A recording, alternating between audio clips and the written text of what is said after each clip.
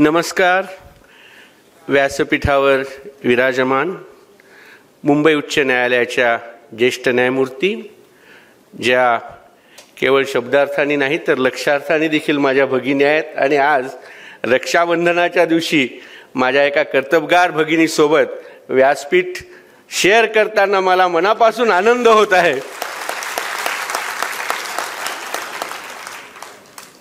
माझे बंधू न्यायमूर्ती संदीपजी मारणे, माझे बंधू न्यायमूर्ती आसिफजी डॉक्टर, या 5व्या नोटरी परिषदेचे अत्यंत भव्य आयोजन करणारे नोटरी परिषदेचे अध्यक्ष माझे स्नेही सिकंदर अलीजी, त्यांचे सचिव नलवडेजी, त्यांची सर्व चमू, व्यासपीठावर उपस्थित आमचे दुसरे स्नेही आणि महाराष्ट्र आणि गोवा विधिज्ञ परिषदेचे अध्यक्ष राजेंद्रजी उमप. एकच आहे, थोडंसं राजेंद्रजी दरवर्षी एक आश्वासन देत असतात. आता हे जवळपास दुसरं किंवा तिसरं वर्ष आहे, माहीत नाही आश्वासनाची पूर्तता केव्हा करतात. त्यांचे मित्र आणि बंधू काही फारसा आग्रह धरत नाहीत असं दिसतंय. सिकंदरजी तुम्ही का बघत नाहीत राजेंद्रजींकडे, नुसतीच तुम्ही तुमची खंत व्यक्त करता. त्यांच्या खंत आहे त्यांची, त्याच्याकडेही बघा. काही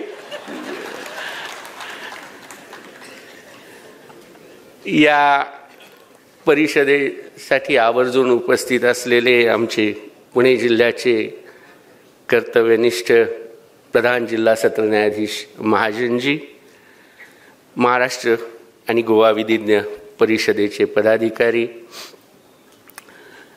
आपण ज्यांचा सार्थ असा गौरव केला ज्यांच्या कार्याबद्दल, ते सर्व ज्येष्ठ विधिज्ञ, नोटरीज, या सभागृहात उपस्थित असलेले ज्येष्ठ विधिज्ञ, युवा विधिज्ञ,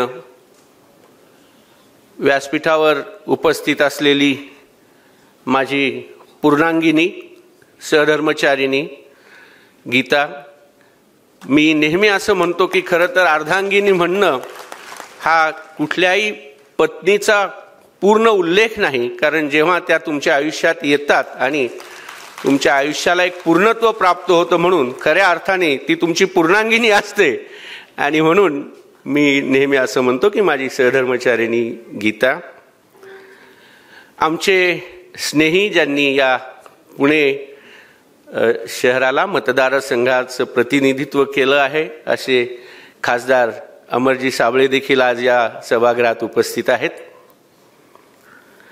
मला आपल्या सर्वांना मनापासून धन्यवाद द्यायचे आहेत की या एका भव्य नेत्रदीपक अशा परिषदेचा सहभाग, या परिषदेत आपल्या समवेत सहभागी होण्याचं भाग्य आपण मला दिलं, त्याबद्दल मी आपले मनापासून आभार व्यक्त करतो. या कार्यक्रमाची सुरुवात आपण संविधानाच्या दिंडीने केली, त्याबद्दलही आपले अभिनंदन.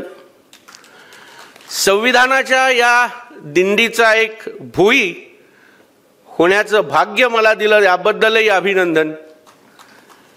आज या निमित्ताने हे शहर, जे जगद्गुरु तुकाराम माऊलींसाठी प्रसिद्ध आहे, आणि हे सभागृह प्राध्यापक रामकृष्ण मोरे, आणि माझी माहिती बरोबर असेल तर ते तुकाराम महाराजांचे वंशजही होते, तेव्हा या निमित्ताने माऊलींचा अभंग आठवला. फोडिले भांडार धन्याचा हा माल, मी तो हमाल भारवाही, तुका म्हणे झाले बहुदेशी, उतरला खरा माल. मी हे का म्हणतो? माऊलींनी यासाठी असं म्हटलं की परमेश्वर प्राप्तीसाठी अनेक साधनं आहेत, पण त्यातलं साधन मी जे निवडलं ते साधन आहे विठ्ठल भक्तीचं. आणि मग त्या विठ्ठल भक्तीचं साधन निवडून विठ्ठलानेच मला इतकं काही उपकृत केलं, त्यांनी मला इतकं दिलं की त्यामुळे मला दुसरं काही करायची गरज भासली नाही. मी त्याच्या खजिन्यातनं त्यांनी दिलेले मोती घेत गेलो, वेचत गेलो. आम्ही सर्व मंडळी, विशेषतः ही माझी वैयक्तिक भावना आहे, मी असेल, माझे सहकारी न्यायाधीश असतील, आपण विधिज्ञ असाल, आपण सर्वजण जे या न्यायक्षेत्रात, न्यायदानाच्या क्षेत्रात काम करतो आहोत, त्यांच्यासाठी महामानव युगपुरुष डॉक्टर बाबासाहेब आंबेडकरांनी संविधान नावाचा खजिना आम्हाला दिला आणि त्या खजिन्यातले मोती निवडून आम्ही त्या भोईचे पालखी आज झालो आहोत. संविधानिक मूल्यांचं जतन करणं हे आपलं कर्तव्य आहे आणि म्हणून मी असं मानतो की त्या आमच्या विठ्ठलाने जो हा खजिना दिला त्याचा आम्ही भार वाहणारे भोई आहोत. या निमित्ताने हेही सांगेन, जसं सिकंदरजींनी उल्लेख केला की बाबासाहेबांना आपण सर्वजण, मुख्यतः संविधानाचे शिल्पी किंवा शेकडो वर्ष लाखो पददलित, वंचित जे अंधाराच्या गर्तेत होते, त्यांना मानव म्हणून जगण्याची प्रतिष्ठा ज्यांनी दिली ते दलित उद्धारक असंच आपण फक्त बाबासाहेबांच्या पुरतं त्यांना मर्यादित ठेवतो. अनेकदा आपल्यातील शिक्षित वर्ग असेल, किंबहुना कधी कधी तर ज्या युवा महिला असतील, तरुणी असतील, त्यांच्याशी संवाद साधताना मला असं जाणवलं की बाबासाहेबांच्याकडे बघण्याचा आमचा दृष्टिकोन एवढाच आहे आणि त्यांना आपण या मर्यादेत बांधलेला आहे. खरं तर थोडंसं आज मोकळेपणी बोलायला हरकत नाही की महिलांना आपल्या कदाचित याची जाणीव नसेल, पण मी असं म्हणेन की या देशातल्या प्रत्येक महिलेने बाबासाहेबांचं ऋणी असलं पाहिजे. याचं कारण असं की बाबासाहेबांनी दलितांचा उद्धार केला हे खरं आहे, पण बाबासाहेब असं म्हणाले होते की या देशात दलितांपेक्षाही पददलित, शोषितांपेक्षाही शोषित आणि वंचितांपेक्षाही वंचित जो कुठला वर्ग असेल तर तो केवळ महिला आहेत आणि त्यामुळे त्यांचं उत्थान करणं, त्यांना समाजात पुरुषांच्या बरोबरीचं स्थान मिळवून देणं हे मी माझं कार्य समजतो. आणि म्हणून बाबासाहेबांनी, आपल्याला हा इतिहास माहीत आहे की हिंदू कोड बिल मांडलं आणि जेव्हा ते नामंजूर झालं तेव्हा ते इतके निराश झाले की त्यांनी आपल्या मंत्रिपदाचा राजीनामा दिला. हे आपल्याला माहीत आहे, पण आपल्याला हे माहीत नाही की बाबासाहेब जेव्हा कामगार मंत्री होते, मजूर मंत्री होते, तेव्हा बाबासाहेबांनी पहिल्यांदा नोकरी करणाऱ्या स्त्रीसाठी 6 महिन्याच्या बाळंतपणाची भरपगारी रजा याची तरतूद कायद्यात केली. आणि मित्रांनो, हे लक्षात घ्या की अशी तरतूद करणारं बाबासाहेबांच्या प्रेरणेने त्यावेळेचं भारत हे एकमेव राष्ट्र होतं ज्यावेळी विकसित मानला जाणाऱ्या युरोपातल्या अनेक देशांमध्ये देखील ही तरतूद नव्हती. आणि म्हणून मला असं वाटतं की बाबासाहेबांना आपण केवळ संविधान शिल्पी, दलितोद्धारक असं न मानता या देशाचा एक युगप्रवर्तक, क्रांतिकारी, समाज सुधारक असं मानलं पाहिजे आणि त्यासाठी त्यांचं ऋण आपण नेहमी मानलं पाहिजे. मित्रहो, आपण या कार्यक्रमाची सुरुवात प्रास्ताविकेच्या प्रती आपला आदर व्यक्त करून प्रास्ताविकेला पुष्प वाहून केला. हे देखील निश्चितच उल्लेखनीय आहे, त्याबद्दलही आपलं अभिनंदन. आपली प्रास्ताविका ही जगात अत्यंत गौरवाने मानाचं स्थान या प्रास्ताविकेने मिळवलं आहे. पण त्याचबरोबर एक माझी सूचना आहे, विशेषतः ती पुणे शहरासाठी आहे आणि ती केवळ याच कार्यक्रमासाठी नाही. तर पुणे शहरात जर आपण कुठलाही कार्यक्रम घेणार असू तर हे शहर जसं ज्ञानोबा तुकाराम या संत माऊलींसाठी प्रसिद्ध आहे, तसंच हे शहर महामानव, मुक्तिदाता ज्योतिबा फुले आणि क्रांतिज्योती सावित्रीबाई फुले यांचं देखील आहे. आणि म्हणून आपल्या कार्यक्रमाची सुरुवात आपण ज्याप्रमाणे प्रास्ताविकेला वंदन करून करतो, त्याचप्रमाणे जर ज्योतिबा फुले आणि क्रांतिज्योती सावित्रीबाई यांच्याही तस्बिरींना वंदन करून यापुढे केली तर मला निश्चित ते आवडेल आणि पुढे आपण हे कराल याविषयी मला खात्री आहे. आज या निमित्ताने मी सिकंदर अलींचंही मनापासून कौतुक करतो की त्यांनी ज्या धडाडीने आपल्या सगळ्या मंडळींना सोबत घेऊन हा एक परिषदेचा मोठा घाट घातला आणि तो यशस्वीरित्या आज नेत्रदीपकपणे हा सोहळा आपल्या समोर येतो आहे. त्यांनी एक शेर सांगितला, एक शेर त्यांच्यासाठी सांगतो. मजरोजींचं नाव आपण ऐकलं असेल, मजरूह सुलतानपुरी. अत्यंत उत्तम असे शायर आणि फार चांगले गीतकार. गमतीने सांगतो, आपल्यात काही तरुण मंडळी देखील आहेत. म्हणजे शायर हा कसा नेहमी चिरतरुण असतो, त्याचं मजरूहजी हे उदाहरण होतं. वयाच्या 76व्या वर्षी मजरूहजींना एका चित्रपटासाठी गीतं लिहिण्याची गळ घातली गेली. चित्रपटाचा नायक हा 20चा तरुण, नायिका 18 वर्षाची तरुणी. यांच्या प्रेमकथेसाठी मजरूहजींना एक गीत लिहिण्यासाठी सांगितलं गेलं. काही लोकांनी निर्मात्याला विरोध केला. त्यांनी सांगितलं की 75 वर्षाचे मजरूह 20 वर्षाच्या कॉलेजच्या तरुणाची भावना काय लिहितील, ते स्वतःच वृद्ध झालेले आहेत. अर्थात वय आणि वृद्धत्व याचा मला वाटत नाही की फार संबंध असेल. तुम्ही एकदा म्हणालात की 55 वर्षाचे आमचे म्हातारे वकील, असं म्हणू नका. आमचे 55 वर्षाचे नाही, 75 वर्षाचे वकीलही तरुण आहेत. त्यामुळे असंच त्यांना कुणीतरी म्हटलं की हे मजरूह काय लिहितील, तर मजरूहजी म्हणाले ठीक आहे मी लिहितो आणि पहा. आणि मजरूहजींनी लिहिलेलं ते गीत कदाचित आपल्यापैकी सगळ्या तरुण मंडळींना माहीत असेल. चित्रपट होता अकेले हम अकेले तुम अकेले है तो क्या गम है. तेव्हा 75 वर्षाच्या मजरूहजींनी हे गीत लिहिलं होतं. त्याच मजरूहजींनी हा शेर लिहिला होता, जो खूप लोकांना त्यांच्यासाठी तो आपण वापरतो. तसाच सिकंदरजींसाठी आज वापरायला हरकत नाही. अकेले चला था जानिबे मंजिल मगर लोग साथ आते गए कारवा बनता गया. अशा पद्धतीने सिकंदरजी आणि त्यांची मंडळी सगळी या कार्याला त्यांनी झोकून दिलं. मी आपलं यासाठी देखील अभिनंदन करतो की आपण आज या निमित्ताने आपल्या ज्येष्ठ विधिज्ञांचा यथोचित असा गौरव केला आहे.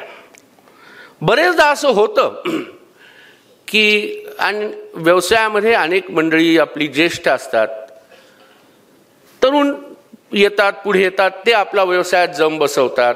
हळूहळू कालांतराने ज्येष्ठ मंडळी निवृत्त होतात किंवा आपलं काम कमी करतात. पण हे होत असताना त्यांनी त्या क्षेत्राला जे आपलं योगदान दिलेलं आहे त्याच्याबद्दलचं त्यांचा गौरव करणं, त्यांचा उल्लेख करणं, त्यांना हे सांगणं की आम्ही तुमचे आभारी आहोत की तुम्ही आम्हाला एक वाट दाखवून दिली आणि आता आम्ही त्या वाटेने पुढे जात आहोत. ही भावना व्यक्त करणं, त्यासाठी अशा प्रकारच्या सत्कारांचं आयोजन आवश्यक आहे. आणि अशा प्रकारे आपण या पद्धतीने आमच्या या सगळ्या ज्येष्ठ मंडळींना तो संदेश दिला, त्याबद्दल अभिनंदन. खरं तर यातील प्रत्येक ज्येष्ठ विधिज्ञ बहुतेक सगळ्यांना मी ओळखतो आणि प्रत्येकाने अत्यंत चांगलं उत्तम असं काम केलंय. पण केवळ सांकेतिकदृष्ट्या 2 लोकांचा मी निश्चित उल्लेख करेन. एक आमचे स्नेही राजेंद्रजी देशमुख आहेत, जे औरंगाबाद संभाजीनगर खंडपीठात कार्यरत आहेत आणि आम्ही दोघंही एक काळ सहाय्यक सरकारी वकील म्हणून उच्च न्यायालयात कामही केलं आहे. त्यामुळे माझे सहकारी म्हणून मी त्यांना जवळून पाहिलेलं आहे आणि त्यांनी केलेल्या उत्तम कार्याबद्दलच उच्च न्यायालयाने त्यांना ज्येष्ठ विधिज्ञही मानलेलं आहे. त्यांच्या सुविद्य पत्नी मेघाताई पण आमच्यासोबत आहेत. खरं तर राजेंद्रजींबरोबर जसं मी कार्यालयात काम केलं त्यापेक्षा थोडं कमी असेल, पण निश्चितच महत्त्वाचं जे मला आवडणारं काम होतं ते मेघा वहिनींच्या बरोबर करायची मला संधी मिळाली. जेव्हा उच्च न्यायालयात आमचे काही कार्यक्रम होत असत, आम्ही वकील बंधू मिळून काही स्नेहसंमेलन आयोजित करत असू, त्यावेळी त्या स्नेहसंमेलनात थोडासा वकिलीपेक्षा वेगळा असा एक भाग असायचा आणि तिथे आमच्या विधिज्ञ मंडळींना आपल्यातील गुण दाखवण्याची संधी मिळावी या हेतूने तो कार्यक्रम आम्ही करायचो. कधीकधी त्याचं संचलन करायची जबाबदारी माझ्यावर यायची आणि मग त्या कठीण जबाबदारीत मेघा वहिनी मला साथ द्यायच्या आणि त्यांच्यामुळे माझं काम सुलभ व्हायचं. त्यामुळे त्यांचे आभार मानतो. अर्थात त्यांनी माझं काम सुलभ केलं होतं, पण राजेंद्रजींनी एक पुस्तक लिहिलं होतं आणि त्याचं प्रकाशन मी औरंगाबादला असताना झालं. तर राजेंद्रजींना मी म्हटलं, राजेंद्रजी तुम्हाला आता तुमच्या व्यस्त कार्यक्रमातनं पुस्तक लिहायला कसा वेळ मिळाला आणि किती वेळ लागला? तर ते मला म्हणाले की सर 6-1 महिने लागले. आणि त्यांनी अर्पण पत्रिकेत आमच्या वहिनींचाही उल्लेख केला की त्यांनी सहकार्य केलं.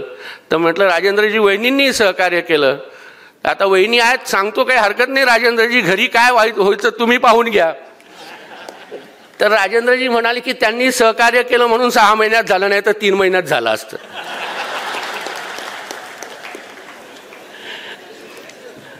असो हा गमतीचा भाग झाला. आमचे दुसरे औरंगाबादचे संभाजीनगरचे ज्येष्ठ विधिज्ञ ठाकरेजींचा आपण सत्कार केला. मी ठाकरेजींची विधिज्ञ म्हणून जशी कारकीर्द पाहिली आहे औरंगाबादला, त्याचप्रमाणे त्यांच्या एका दुसऱ्या पैलूचा मी आवर्जून उल्लेख करेन की त्यांनी आमच्या ज्या विधी सेवा प्राधिकरणाच्या ज्या अनेक कार्यक्रमांमध्ये महत्त्वाने आपला सहभाग नोंदवला. किंबहुना काही वेळा जेव्हा आम्ही विधिज्ञांना विचारणा करायचो, काही विधिज्ञ वेळेअभावी नाही म्हणायचे किंवा व्यस्तता असायची, पण आमच्या अशोकजींनी कधीही नाही म्हटलं नाही. किंबहुना आम्ही हक्काने एक नाव त्यांचं गृहीत धरायचो की यासाठी अशोकजी आपल्याला उपलब्ध राहतील. आणि त्यांच्या या सगळ्या प्रयत्नांमुळे, त्यांच्या सहभागामुळे मला आपल्याला हे सांगायला आनंद होतो की अनेक जे आमच्या सामोपचाराने खटले निकाली करण्याच्या ज्या काही ज्या हे असायच्या, विधी प्रक्रिया असायच्या, त्यात त्यांच्या सहकार्यामुळे आम्हाला बरेचदा 60% 70% अशा पद्धतीने यश येत होतं. त्यामुळे त्यांच्या या कार्याचा या ठिकाणी आपल्यासमोर उल्लेख करणे मला क्रमप्राप्त आहे. तर अशा पद्धतीने आपण या सगळ्या आपल्या ज्येष्ठ मंडळींचाही सत्कार केला, त्यांना हे सांगितलं की आम्ही तुमचे कृतज्ञ आहोत, आभारी आहोत. आज आपण नोटरी असोसिएशनतर्फे ही परिषद घेत आहोत. हे 5वं त्या पद्धतीचं अधिवेशन आहे आणि माझ्या भगिनी न्यायमूर्ती रेवती डेरे मॅडम यांनी पण अत्यंत समर्पक शब्दात सांगितलं की आज काळाची गरज आहे आणि त्यामुळे आपल्याला काळानुरूप बदलून घ्यावं लागेल, स्वतःला सज्ज व्हावं लागेल, सुसज्ज व्हावं लागेल. नोटरीची परंपरा तसं म्हटलं तर त्याला एक ऐतिहासिक वारसा आहे असं म्हणायला हरकत नाही. किंबहुना आपल्याला माहीत आहे की नाही हे मला माहीत नाही, पण रोममध्ये अनेक वर्ष नोटरींना अत्यंत मानाचं स्थान होतं आणि त्यांच्याबद्दल एक विश्वासाचं प्रतीक, साक्षांकन करणारा हा माणूस हा चूक करणार नाही आणि म्हणून समाजातला सगळ्यात मानाचं स्थान असणारे नोटरी हे रोमच्या इतिहासात त्यांना मानलं जायचं. आपल्याकडे मग कायदा आला, कायद्यानुसार नोटरींची संकल्पना आली. सत्यापन करणं, साक्षांकन करणं ह्या त्यांच्या जबाबदाऱ्या आल्या. त्या पद्धतीने त्यांची कार्य होत गेली. पण जसं मॅडमनीही सांगितलं की काही वेळा जबाबदारीचं निर्वहन जर योग्य पद्धतीने झालं नाही तर अडचणी निर्माण होतात. आणि मुळामध्ये आपण पहा की साधारणतः सामान्य माणसासाठी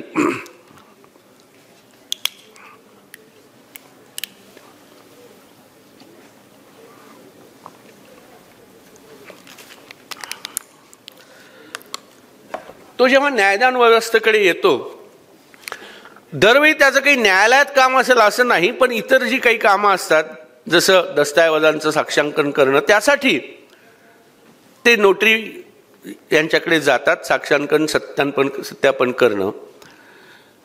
म्हणून या व्यवस्थेकडे येणाऱ्या सामान्य माणसासाठीचा पहिला सेतू जो आहे तो म्हणजे नोटरी आहेत, हे आपण लक्षात घ्या.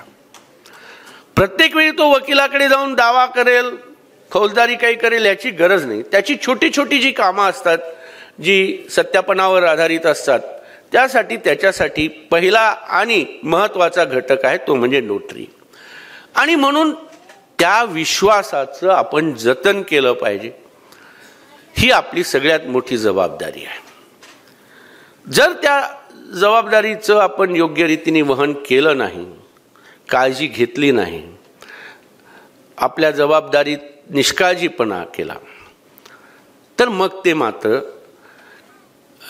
त्या व्यक्तीसाठीच नाही तर तुमच्या स्वतःसाठी देखील अत्यंत चुकीचं आहे. आणि म्हणूनच अगदी 2024 मधल्या सर्वोच्च न्यायालयाने देखील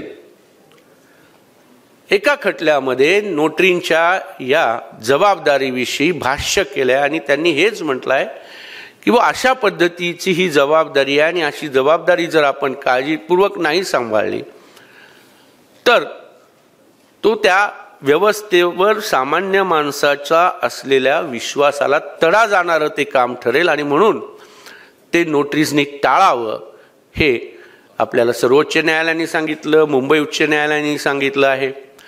म्हणून ही काळजी आपण घेतली पाहिजे. आणि या निमित्ताने जे आपण आता वेगवेगळं आपल्यामध्ये विचारांचं आदान प्रदान होईल त्यावेळी हे मुद्दे आपण निश्चित घ्या, त्यामध्ये त्याच्यावरही भर द्या, किंवा जर ते मुद्दे नसतील तर त्यांचा समावेश करा. यासाठी काही गोष्टींची निश्चित आवश्यकता आहे. काही आपल्या अडचणी आहेत, जसं की बरेचदा पुरेशी जागा नसणे, आणि त्यामुळे बरेचदा नोटरीचं म्हणणं असं असतं की आम्हाला कार्यालयासाठी जागा नाही, बसण्यासाठी जागा नाही. म्हणून काही वेळा दुर्दैवाने आपण पाहतो की मोटर वाहनामध्येच मंडळी काम करतात, साक्षांकन करतात, सत्यापन करतात. आणि मग अशा वेळी हे चुकूनही जरी झालं तरी सुद्धा त्याच्याने होणारा दुष्परिणाम हा खूप मोठा असतो. आणि म्हणून ही अडचण आहे, त्याच्याकडेही आपल्याला लक्ष द्यावं लागेल. पण त्याचबरोबर जसं रेवती मॅडम म्हणाल्या की याच्यावर आता आपल्याला सुदैवाने नवीन निश्चित तंत्रज्ञानाची मदत होऊ शकते. डिजिटलायझेशन हे तुम्हाला निश्चित एक प्रभावी साधन ठरेल. बरेचदा असं मी पाहिलं आणि बरेचदा याची मी जाणीवही करून देत असतो की आपलं स्वतःचं कार्यालयीन आलेख जो आहे हा अद्यावत ठेवणं, ज्याला आपण रेकॉर्ड कीपिंग म्हणतो, ते आपल्याकडून होत नाही. एक तर ते निष्काळजीपणाने होतं, एक तर कामाचं खूप बोजा असेल त्यामुळे असेल, कदाचित की त्याचं गंभीर दखल आपण घेत नाही त्यामुळे असेल. पण याच्याबद्दल मला असं वाटतं की आपण सगळ्यांनी काळजी घेतली पाहिजे. आपल्या कार्यालयीन आलेखांचा अगदी वेळेवर ती आपण तपासली गेली पाहिजेत, त्याबद्दल आपण आग्रही असलं पाहिजे. आपण सर्वांनी मिळून जेव्हा एक लोकशाही पद्धतीने आणि सनदशीर मार्गाने या तरतुदीचा ज्याचा उल्लेख सिकंदर अलीजींनी केला त्याचा आपण सनदशीर मार्गाने विरोध केला आणि तो यशस्वीरित्या केला, त्याबद्दल तुमचं कौतुक आणि अभिनंदन. कारण आपण कुठलाही असा मार्ग निवडला नाही की जो असनदशीर आहे किंवा विधिबाह्य आहे. आपण सनदशीर मार्गाने मंत्री महोदयांच्या निदर्शनाला ही बाब आणून दिली, आपल्या खासदारांनी त्यासाठी मोलाची मदत केली. तेव्हा अशा पद्धतीने जर आपण सामुदायिकरित्या असे प्रयत्न जिथे जिथे करणं आवश्यक आहे तिथे जरूर करा. त्यापैकी एक प्रयत्न आपण अजून करा अशी माझी आपल्याला सूचना आहे. आणि ते म्हणजे ज्याचा उल्लेख रेवती मॅडमनेही केला की यासाठी आपल्याला वेळोवेळी त्या पद्धतीचं एक ट्रेनिंग घेणं आपल्या युवा नोटरीजना मार्गदर्शन देणं, त्यासाठी आपल्या ज्येष्ठ नोटरीजना विनंती करणं आणि अशा पद्धतीचं ट्रेनिंग देणं आणि ते अपडेट करत राहणं ही एक आपल्याला सर्वांना मला वाटतं आवश्यक अशी करावी लागणारी बाब आहे, ती आपण जरूर करावी. काही गोष्टी आहेत की ज्यांचा उल्लेख करणं आवश्यक आहे आणि ती म्हणजे एक तक्रार अशी असते की बरेचदा या काम जे आपण करतो त्याच्याबद्दल आकारलं जाणारं मानधन किंवा फीज ही काही वेळा अशी तक्रार केली जाते की बुवा ही थोडीशी अवास्तव फीज आकारली जाते.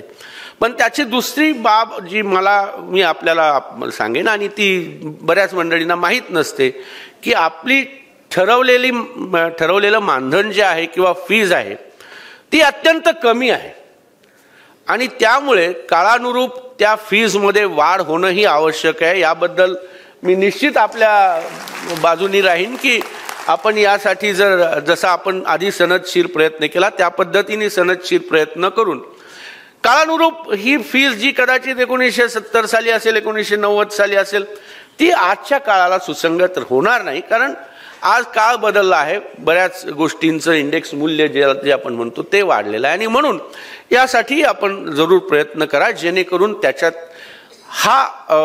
याच्यासाठी काही बाधा येणार नाही की मानधन कमी आहे म्हणून मग अवास्तव फीज आकारली जाते किंवा कुणीतरी खूपच जास्त आकारली, कुणीतरी खूपच कमी आकारली.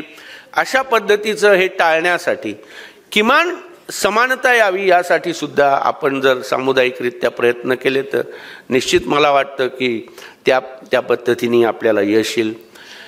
दुसरी एक गोष्ट जी आहे ती विषम प्रमाण जे आहे, नोटरींची संख्या आता आपल्या राज्यांमध्ये असलेली लोकसंख्या वाढलेली आहे. केंद्रशासित प्रदेश, काही केंद्रशासित प्रदेश राज्य झालेली आहेत. एकंदरीतच या पद्धतीने जी संख्यात्मक वाढ झालेली आहे त्यानुसार नोटरीची ही संख्या ही किमान त्या वाढीला अनुरूप असावी याबद्दलचेही प्रयत्न करणं आवश्यक आहे. अन्यथा ही जर मोठी दरी राहिली तर त्याचाही मोठा फरक हा आपल्या कामावर पडू शकेल आणि जर ती दरी जितकी कमी होत जाईल तर त्या पद्धतीने आपल्याला अधिकाधिक जर नोटरींच्या नियुक्ती झाल्या तर सामान्य जनतेसाठी देखील ते चांगलं ठरेल आणि काही विधिज्ञांना ज्यांना या पद्धतीचंच काम करायचं आहे त्यांना ही एक मोठी संधी राहील, या क्षेत्रात अधिक काम करता येईल. तेव्हा या पद्धतीच्याही काही गोष्टींकडे आपण लक्ष दिलं पाहिजे. जिथे आपल्याला थोडासा मी म्हणालो की ज्या पद्धतीला जर आपल्याला आपल्या युवा नोटरीचा कान धरावा लागेल तर तो आपण जरूर कान धरून सांगितलं पाहिजे की अशा पद्धतीचं कुठलंही काम तुम्ही करू नका जेणेकरून एक तर तुम्ही स्वतः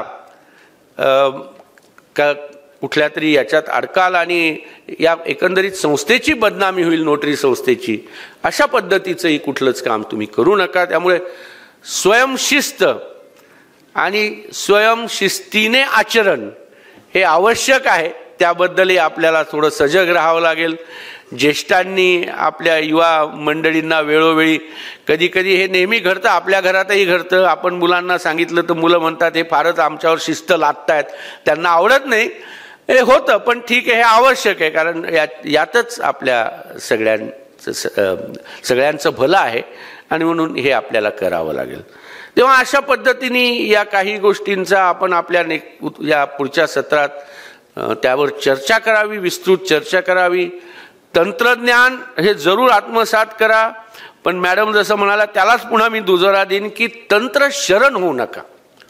फार फरक आहे की तंत्रज्ञानाची मदत घेणं आणि तंत्र शरण होणं.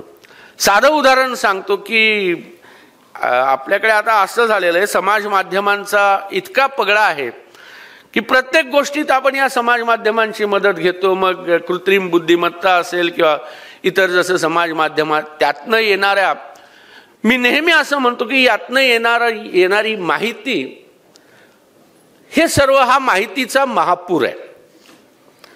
कृपा करून ह्या माहितीला ज्ञान समजू नका. ज्ञान आणि माहिती यात खूप महत्त्वाचा फरक आहे.